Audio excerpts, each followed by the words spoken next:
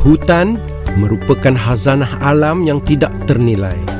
Kepentingan hutan kepada manusia memang tidak dapat disangkal. Fungsi hutan paling utama ialah menyerap karbon dioksida dan melepaskan oksigen untuk kehidupan makhluk di bumi. Oleh yang demikian, khazanah hutan ini amat perlu dipelihara dan dipulihara supaya ia mampu berfungsi dengan baik. Menyedari akan hakikat ini, satu program iaitu program Ekosinergi telah diadakan di Nur Laman Bestari Ulu Yam, Selangor. Ia telah diadakan dari 21 hingga 23 Februari 2014. Program berkenaan telah dianjurkan secara bersama iaitu Eko Relawan UKM, Nur Laman Bestari, Majlis Fellow dan Majlis Eksekutif Pelajar Kolej Ibu Zain, Lestari UKM serta Jabatan Perhutanan Negeri Selangor. Penganjuran program berkenaan mempunyai matlamat tertentu untuk dicapai.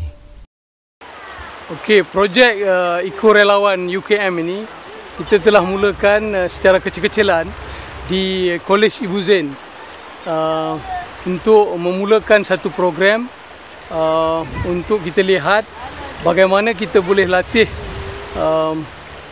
siswa-siswi kita supaya mereka lebih perhatian. Ya, berdasar kepada pengalaman saya, program alam sekitar ni selalunya dibuat berbentuk celebration ataupun dibuat secara meriah hanya sekali setahun dan sebagainya. Perayaan pelbagai hari, hari hutan sedunia, hari alam sekitar, hari air dan sebagainya, tetapi dia bercorak touch and go, maknanya buat sekali lepas tu dah lupa.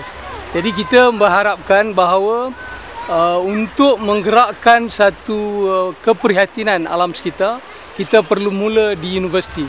Sebabnya di sekolah telah pun ada program-program alam sekitar dibuat di peringkat sekolah rendah, sekolah menengah. Tetapi apabila mereka sampai ke universiti, dia ada lompong, maknanya tidak ada elemen alam sekitar ditekankan dalam co-curriculum dan sebagainya. Jadi inilah hasrat yang mula kita perkenalkan dengan tujuan membina jati diri bagi siswa-siswi kita selama mereka berada di UKM. Pelbagai aktiviti telah diatur dalam program berkenaan dan di antaranya ialah aktiviti menanam pokok dan jungle trekking.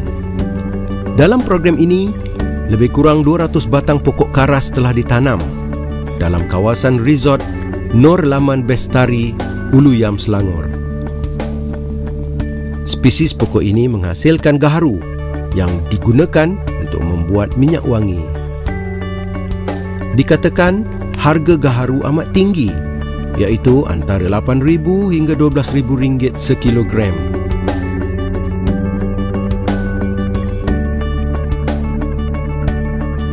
Aktiviti penanaman pokok ini juga adalah bertujuan untuk menyahut kempen penanaman 26 juta pokok.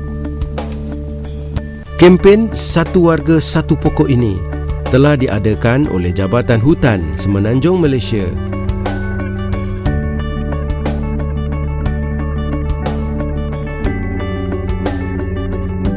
Peserta program yang berjumlah lebih kurang 100 orang adalah merupakan kaki tangan dan pelajar Kolej Antarabangsa Ibu Zain. Mereka telah diberi pendedahan berkaitan hutan. Aktiviti jungle trekking telah membawa peserta menjelajah hutan berhampiran Nur Laman Bestari. Mereka dibahagikan kepada dua kumpulan serta diperkenalkan dengan spesies tumbuhan yang terdapat dalam hutan berkenaan. Hutan belantara meliputi kawasan 5.8 juta hektar di Semenanjung. Pelbagai spesies tumbuhan terdapat dalam hutan hujan tropika. Hutan hujan tropika dikatakan telah wujud sejak berjuta tahun yang lalu. Di antara spesies tumbuhan yang terdapat dalam hutan hujan tropika ialah rumpun-rumpun buluh. Buluh merupakan spesies rumput. Ia paling mudah tumbuh. Kawasan yang banyak ditumbuhi oleh buluh menunjukkan kawasan tersebut telah diteroka. Terdapat lebih kurang 70 spesies buluh dan ia juga menyumbang kepada bidang ekonomi.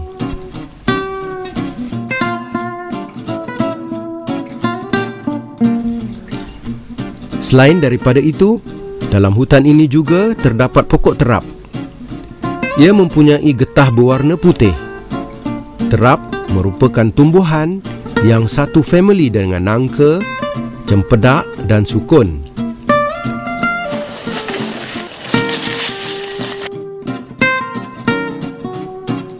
Pokok geronggang juga terdapat di sini. Ia menghasilkan aidin yang boleh digunakan untuk mengubat luka. Corak kulitnya amat menarik sekali.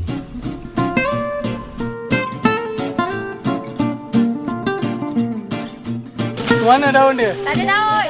Ada boleh tak ada daun? Kita nak hidup je nak.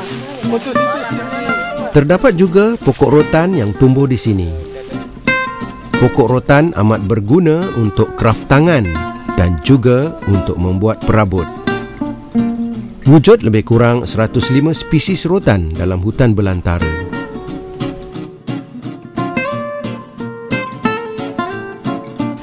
Pokok sapu tangan sebab daun dia macam sapu tangan handkerchief tree. Handkerchief tree dan lagi.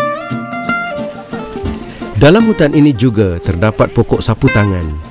Ia merupakan spesies pokok yang unik kerana bunganya tumbuh di batang. Dalam menjayakan agenda kelestarian alam sekitar, kerjasama yang kukuh dengan pihak luar amat diperlukan.